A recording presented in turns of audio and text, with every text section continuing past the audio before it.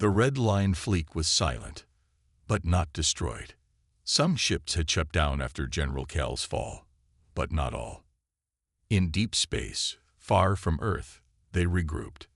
A new voice led them now. Cold, mechanical. No face, just a signal. Phase 2. Eliminate the Council. At the Galactic Council Hall, alarms echoed. Zernak stood at the center of the chamber. His voice was sharp. They're coming here now. Not for war. For extermination. Council members from across the stars were panicking. Some wanted to flee.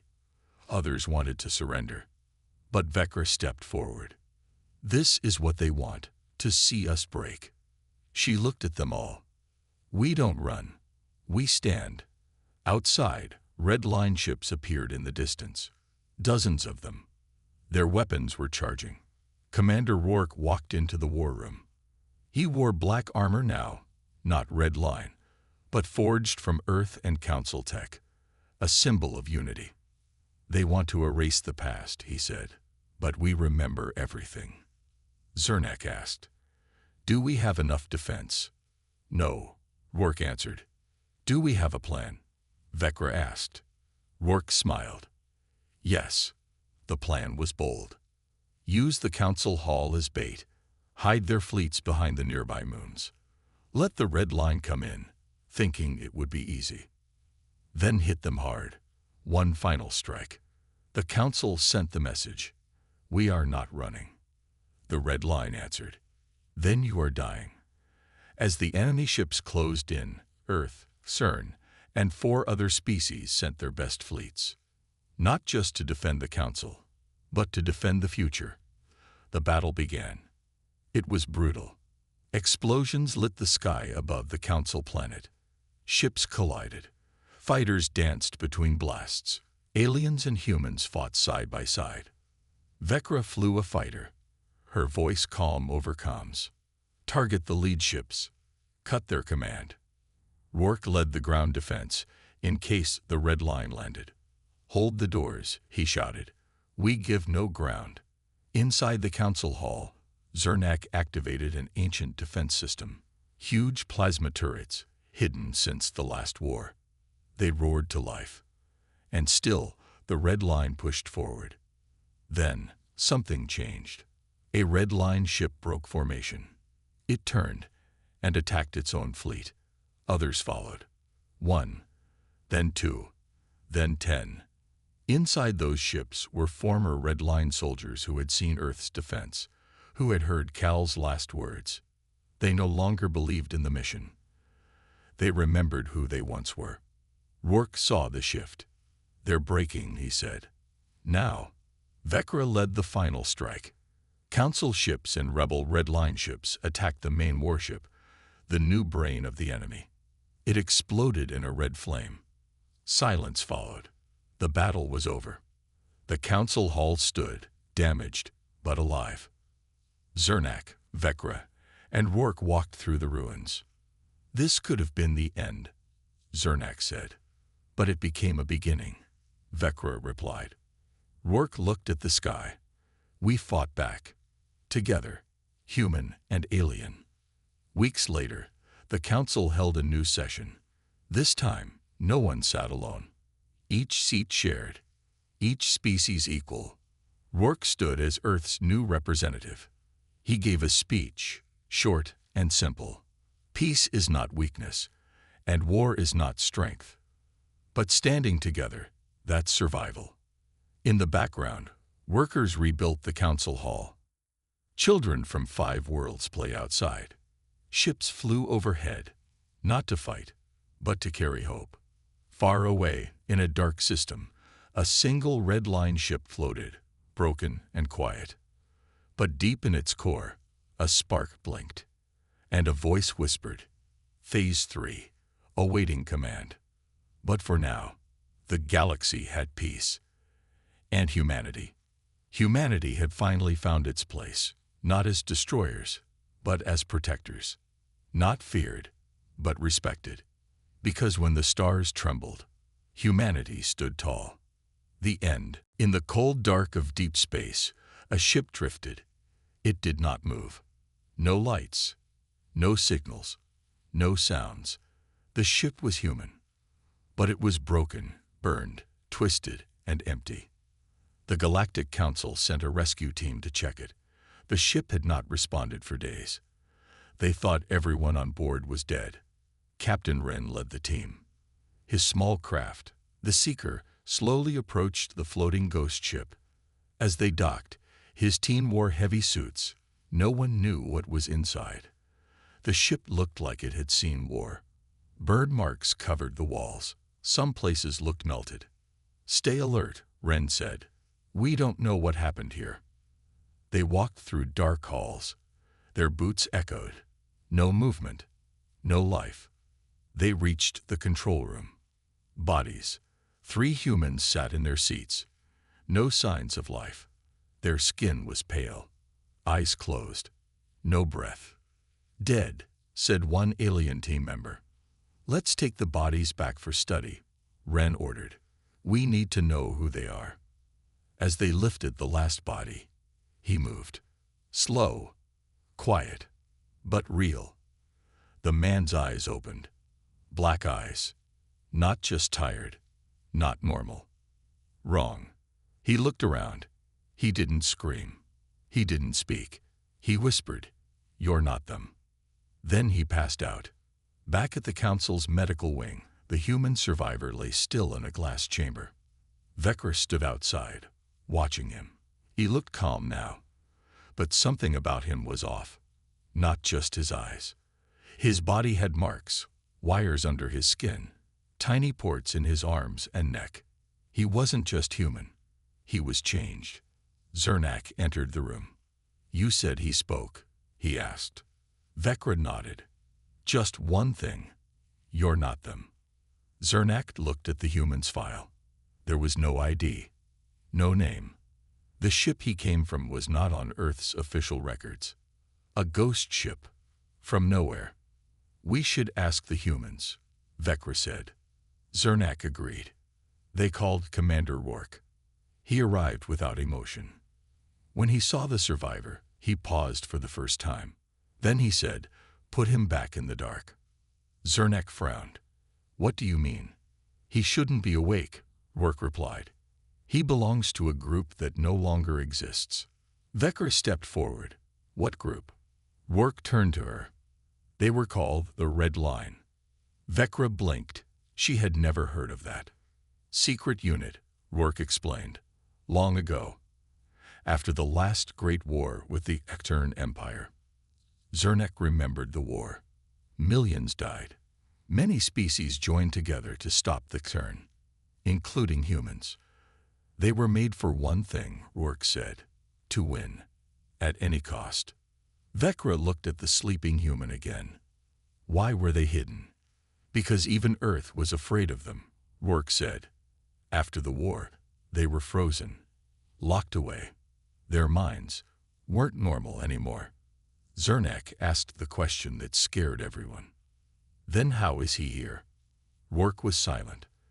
Then he said, "Someone broke the lock." Meanwhile, in a secret part of the human flagship, another man woke up. He was in a chamber full of others, soldiers, sleeping in rows. He opened his eyes. Red light blinked on his armor. He stepped out. No fear, no emotion. A voice played in his ear. "Protocol Red Line. Active." The man walked to a dark room. There, a table. On it, maps. Targets. He picked one up. It showed the Galactic Council's main prison. His lips moved. "Justice." Back at the Council, Vecra spoke with Zernak. "If someone is using these Red Line soldiers," she said, "then they are not working for Earth." Zernak nodded. "Which means they may be acting on their own," he said. Vecra added, "And no one knows how many of them are awake." Suddenly, alarms rang. A guard ran in. Another human ship just jumped into the system. Zernak stood up. "Is it one of ours?" The guard shook his head. "Unknown ID." No response. "But it has the same symbol." On the screen, a black ship appeared. Sharp.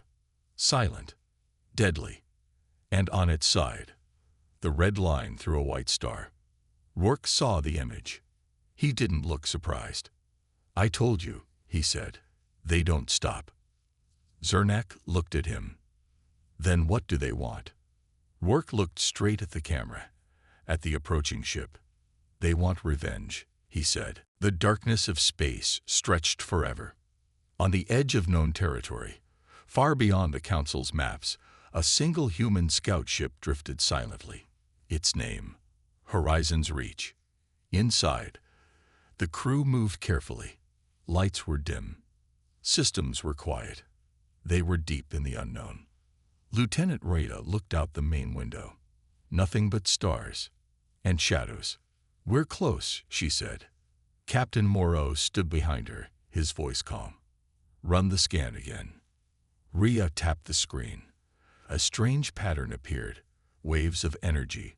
Not natural, not random. Something old. Something watching. She frowned.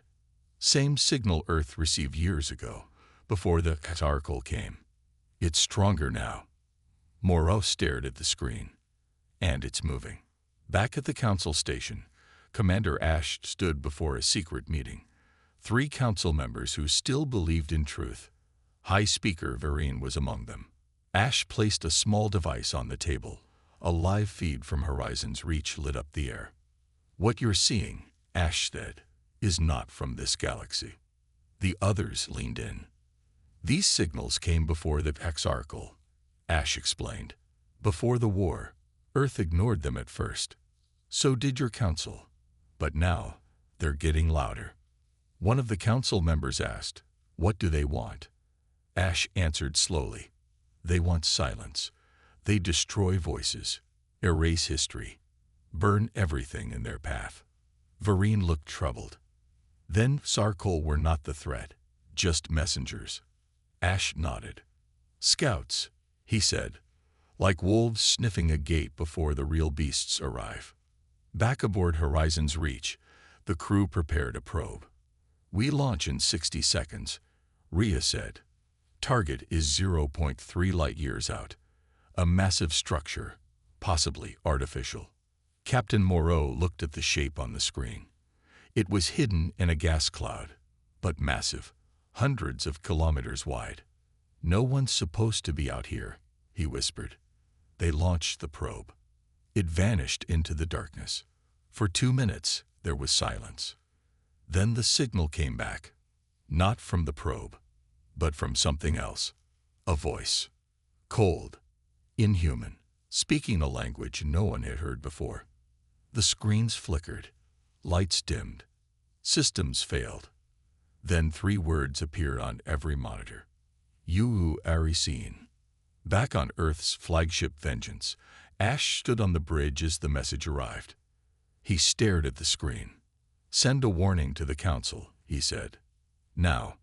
Kale stepped forward. "You think they'll listen?" Ash's voice was hard. "They have no choice." Inside the Council chamber, fear now walked beside every leader. 3 embassies attacked. The death toll rising. Protests outside. Lies breaking. High Speaker Vereen held a secret emergency vote. 12 members attended. 4 voted to arrest humanity. 6 voted to exile them. 2 remained silent. Vereen stood up. "If we turn them away," he said, "we turn away from the truth." A voice rose from the shadows. Varn's elder. "You're choosing war," he said coldly. "No," Vereen replied. "You chose silence. I choose to fight the dark." Meanwhile, in deep space, Horizon's Reach was gone. The last message it sent was corrupted. Static. Screaming. A final image. A giant shadow moving through the stars, with hundreds of red lights glowing like eyes. The structure in the gas cloud had opened, and something was coming out. Ash watched the transmission. Kale asked, "Orders, sir." Ash looked at the stars. "Prepare every ship, every soldier, every system." Kale blinked. "We don't even know what it is." Ash replied, "We don't need to know. We need to be ready. He stared at the screen. They erased Horizon's reach without a trace. That wasn't a battle. Kale whispered, "Then what was it?" Ash answered like a man who had seen war before. A warning. On a cold, forgotten moon, a secret door opened deep underground. Inside, strange beings moved, tall, silent, not alive, but not dead. One creature walked to a black wall and placed its hand on it. A map appeared, showing stars, galaxies, and one blinking point of light. Earth. A voice echoed in the dark. The last fire still burns. We go now to silence it. The air in the council chamber was heavy. After hearing Earth's warning, many members were silent. Some looked afraid. Others whispered behind folded hands. The truth was now a shadow hanging over them all. Commander Ash stood near the center, watching their faces. He saw what he expected: shock and guilt. Then something strange happened. A tall, thin alien from the Therian species suddenly stood. His skin was green and wrinkled like dry leaves. "This is nonsense," he shouted. "We never received Earth's calls. Humans are liars." His voice echoed. Everyone turned to him in surprise. "We should not even be listening to them," he said. "They come with damaged ships, stories of war, and blood on their hulls. How do we know any of this is real?" Ash narrowed his eyes. "Careful," he said coldly. "You're not questioning the story. You're trying to bury it." The Therian delegate stepped back. For a second, his eyes darted toward another council member, an elder from the Varn Empire. That quick look said everything. Ash saw it, and he smiled. "You knew," he said. "You both knew." Varn's elder spoke, trying to sound calm. "That is a serious accusation." Ash walked forward. "Then answer this. Why were Earth's messages marked non-priority by your communication hub?" The Varn elder froze. The chamber erupted. "You knew? You ignored their cries? This cannot be." Ash raised his hand. His voice was quiet but strong. "We found proof. Broken council tech. A destroyed relay station near the outer rim. Earth's messages were received and silenced." One of the human officers stepped forward and pulled out a black crystal. "This is the original log," she said, "marked by council command. Varn's signature." The room went silent again. Ash looked at the high speaker. "You said peace lasted for hundreds of years," Ash said, "but it came with a cost. You kept your peace by leaving Earth to burn." Varine's voice shook. "Why would the council do that?" Ash answered with one word: fear. He paused, then continued. "You feared that helping us would bring war closer to your own worlds. So you looked away. You didn't say it out loud, but your silence spoke louder than any weapon." Suddenly, alarm sounded. A loud voice echoed through the hall. "Security breach. One council member's quarters. Alert. Biosigns lost." Ash and his team turned at once. Several council guards rushed out of the chamber. Everyone else stayed frozen. After a minute, the league guard returned, his face pale. "Councillor Zera of the Therian is dead." Gasps filled the chamber. "Dead? How?" "His body was found in his quarters. No signs of struggle, but something was burned into his wall." The guard hesitated, then said the word slowly. "It was the symbol of Earth." Chaos exploded. Humans murdered him. "This is revenge. Remove them now." Ash did not move. "If we wanted to kill," he said coldly, "you'd all be dead already." One human officer added, "We don't kill cowards in secret. We expose them." High Speaker Varine stood, raising his voice. "Enough." Everyone quieted. He turned to Ash. "Did you do this?" "No," Ash replied. "But someone wants to make it look like we did." Varine looked confused. "Why?" Ash stepped forward. "Because someone in this chamber is still hiding the truth." He pointed to the burned symbol on the screen. That mark isn't ours. It's old, a version of Earth's flag from 300 years ago. Someone tried too hard to make it look human. A few council members glanced at each other. Ash looked around. You're afraid of what we are now, afraid of the truth we bring. So someone tried to silence it, with murder. He took a breath. But now it's too late. The truth is out. Ash looked directly at Varn's elder. You watched us burn so you could stay clean. Now your hands are dirty with both blood and lies. Varn's elder stood slowly. His voice was calm. You have no power here, human. Ash gave a thin smile. Not yet. Then he turned to leave, his crew following behind. As the humans walked out, their heavy boots echoed through the silent hall. One human officer whispered to Ash, "They're turning on each other already." Ash nodded. Good. Let them. Outside, the blood-stained ships waited. And above them, in the cold stars, something darker was watching. The countdown reached 0. Across the stars, the silence broke. The shadows arrived. Hundreds of dark, silent ships appeared at the edge of Earth's solar system. No warning, no message, just massive walls of black steel, moving like death itself. On Earth, alarms rang across every city. Inside the Vengeance, Commander Ash stood tall on the bridge. This is it, he said. No more running, no more hiding. Kale tightened his armor. Rhea powered up the main cannon. Ash gave the order. All units, defend Earth. The first wave hit hard. Earth's outer defenses lit up the sky. Missiles flew. Satellites fired beams of plasma. Enemy ships exploded in fire. But for every shadow ship destroyed, 2 more took its place. They don't feel pain, Kale shouted. They don't break. Rhea replied. Then we hit them harder. The Vengeance pushed forward, leading a group of human warships. They flew straight into the enemy swarm. Inside each human ship, soldiers fought with everything they had. Not for money, not for power, but for survival, for home. Meanwhile, inside the council chamber, Varn's elder watched the battle from a distant screen. He smiled. Let them burn, he said. The shadows will clean this galaxy. But suddenly, one of his guards pulled a weapon.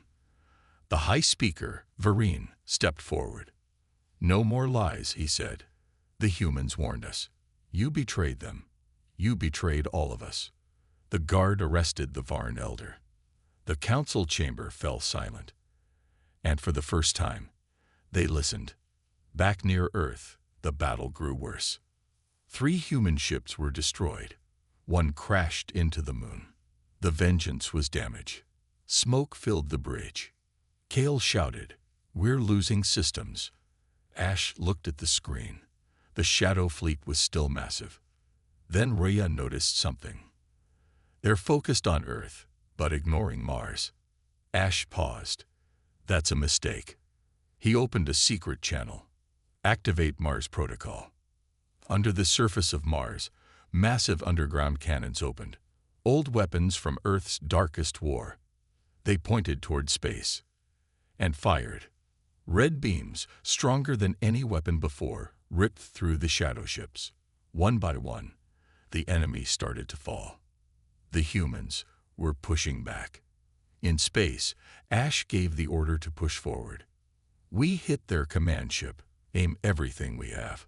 The Vengeance turned toward the largest shadow vessel, bigger than a city, covered in armor blacker than night. The ship opened. A strange light pulsed inside. Rhea whispered, "It's charging something." Ash replied, "So are we." Every Earth ship focused fire. Missiles flew, beams cut through the sky. And then, boom, the command ship exploded. A shockwave spread across space. The shadow ships paused. Then, they started to retreat. Slowly, quietly, like fog fading from a battlefield. Back on Earth, cheers erupted. In the council chamber, messages came in from across the galaxy. Earth survived. Humans fought the shadows. They didn't run. Later, in a recorded message to the galaxy, Commander Ash stood before a cracked flag of Earth. His voice was calm, strong. You turned your backs on us. You feared us. But when the real enemy came, we stood alone. And we won. Not because we were stronger, not because we had more ships, but because we refused to kneel. We are human. We are fire. And we are not done yet. From that day, Earth was no longer ignored. Other species sent ships, not to control, but to learn. They asked how Earth survived. Ash only gave one answer. Because we had no choice. In the deep dark of space, far beyond known maps, a small shadow moved. A single enemy ship had survived. Inside, something ancient stirred. And watched. And waited. But it saw something it hadn't expected. Not Earth's weapons. Not Earth's ships. But Earth's will. The will to fight. The will to survive. The will to burn like fire. The end. The black ship hovered outside the Galactic Council station. It did not speak. It did not move closer. But its message was clear. We are here. We are watching. We are ready. Inside the council hall, fear spread like wildfire. Zernak stood at the center table.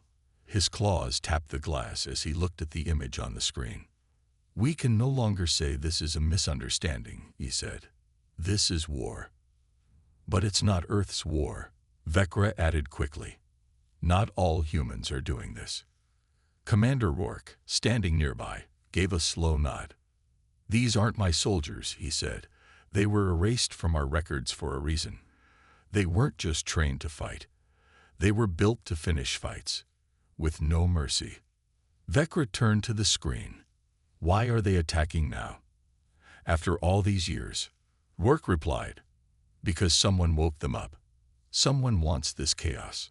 Far away, on a mining moon called Core 7, a disaster happened. Miners from 5 alien races worked together peacefully under council law. Life was hard but fair. Then the power died. The lights shut off. Alarms failed. And then the black shapes came. Soldiers in red-lined armor moved through the tunnels like shadows. They carried no flags, no lights, no words. They killed only certain targets, council officers, peacekeepers, diplomats. The others, they were left alive, confused, scared, and told only one thing. The council lied. The red line remembers. Then the soldiers vanished. Left behind were walls painted with symbols. Red stars, white circles, crossed out species marks. It wasn't just a random attack. It was a message.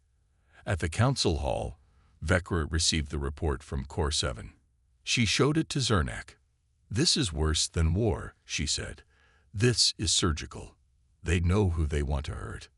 Rourke studied the footage and grew pale. He recognized the symbols. They're not just fighting aliens, he said. They're targeting anyone who worked with the Exern Empire during the war. Anyone who made peace when humans died. Zernak froze. That was a long time ago. Not for them, Rourke said quietly. Not for Red Line. Meanwhile, in the shadows of space, a secret meeting was held. In an old warship hidden behind a dead moon, 5 cloaked figures sat around a table. None were human. They were high-ranking officials from different alien species. Some were once enemies. Now they were partners, secret partners. One of them, a snake-like being, hissed, "The red line is active, as we planned." Another, with steel skin, growled, "But they are not following orders." A third said, "They were never meant to. They were only meant to cause fear, break the council's control." The leader, cloaked in silver robes, spoke slowly.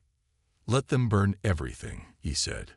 "When both humans and aliens fall, we will rise." Back at the medical wing, the human survivor from the ghost ship woke up again. This time, he screamed. Guards rushed in. He fought like an animal. Strong, fast, trained. But Vecra stepped forward. She didn't shout. She didn't run. She whispered, "You are not our enemy." The man stopped. He looked at her, his eyes still black, but not angry now. He said just one word, "Traitor." "Who?" Vecra asked gently. He pointed at the ceiling, at nothing. Then he collapsed. Vecra turned to Zernak. "He knows something. He's trying to warn us." Zernak nodded. "And I think we're running out of time." The council called an emergency session. Many seats were empty now. Some members had fled. Others had gone silent. Fear ruled the hall. Zernak stood tall. "The Red Line has declared war, not just on us, but on peace itself." Some shouted, some blamed humans. But Rourke stepped forward. "If you fight us," he said, "you waste time. We're not your enemy." Vecra added, "We must work together. This is no longer about borders or planets. This is about survival." The room was quiet. Then a message came through. From the Red Line, a deep, cold voice. "The Council is corrupt. The war never ended. We will finish it, one world at a time." Then a list appeared. A list of targets. The Council's homeworlds, one by one. Zernak looked around the hall. There was no time left. The hidden war was no longer hidden. It had begun, and the galaxy would never be the same. The great hall of the Galactic Council was silent. 12 alien races sat around a huge round table. The room was made of crystal and light. Each chair was shaped for a different kind of body: slimy, rocky, furry, or cold-blooded. It was a place where war ended and peace began. Today, a new race was coming. A new member of the galaxy. Humans. The Council had waited for many years. Humanity was young, fast-growing, and strange. But in their first messages, humans spoke of peace. They talked of friendship, sharing knowledge, and trading. The Council liked that. Most new species came with war. But humans seemed different. The High Speaker of the Council, a tall insect-like creature named Zernak, stood and clicked his claws. "Today is a great day," he said. "Humans will join us. They promised peace. Let us welcome them with open arms." Many council members clapped or made sounds of agreement. Only one did not. A young alien named Vecra sat quietly. She was from the Rathar race, soft-skinned and sharp-eyed. She worked in signals and records, a job most thought was boring. But she liked details, and something didn't feel right. She had seen the first human message. It was clean, kind, and clear. But later ones had something strange, less friendly, more cold. She had tried to warn the others, but no one listened. Humans had sent gifts, after all. Books, music, even a peace flag. Suddenly, a light blinked. A voice said, "Human ships arriving." The huge screen on the wall lit up. All eyes turned toward it. A dark space opened. 1, 2, 3, 7 ships flew out of the black void. At first, no one said anything. Then gasps filled the hall. These were not peace ships. The ships were large, black, and sharp-edged, not smooth or round like trade ships. Their armor was scratched, dented, and stained. Stained with red. "Is that blood?" one council member asked. "No," said another. "It can't be." But it was. The ships had red streaks along their sides, some in lines, others in symbols. One ship had bones hanging from the front, alien bones. Everyone stared, frozen. Zernak cleared his throat. This must be a mistake," he said. "Maybe these are old warships." A deep voice came through the speakers. "This is the human fleet, requesting landing permission." It was calm, cold, no emotion. Vecra looked closer at the screen. She zoomed in on the largest ship. There, near the front, were painted words in human language. She used her translator. "Blood remembers," it said. She felt a chill. "These are not diplomats," she whispered. "These are warriors." Another council member shouted, "Why would humans come like this if they promised peace?" No one answered. The doors to the council hall opened with a hiss. A group of humans walked in. They wore dark armor. Their faces were hard. Their eyes did not smile. No flags, no gifts, no soft music, only boots echoing on the floor. The leader stepped forward. He looked around slowly, like a soldier scanning for danger. "I am Commander Rourke," he said. "We come in response to the council's invitation." Zernak stood up quickly. We expected ambassadors," he said. "Not military." Rourke's face didn't change.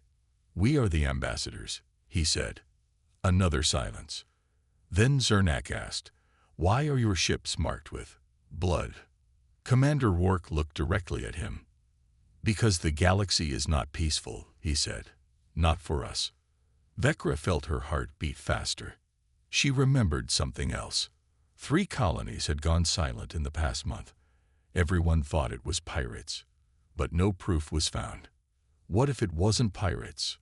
What if it was them? Vecra opened her pad and checked the distress signals from those lost colonies. One message had a video. She tapped it. The video played. A burning city. A black ship flying overhead. And on its side, the same symbol she saw just now. A red line through a white star. Her eyes widened. "They've already been here," she whispered. "Before this meeting." Zernak tried again. "We hope this is a misunderstanding. We wish for peace." Rourke's voice turned colder. "Then speak fast," he said, "because others may not wait." He turned and walked toward the council table. The soldiers followed. One of them glanced at Vecra. Just for a second. She looked away. She didn't know what the humans wanted, but she was sure of one thing. They did not come in peace.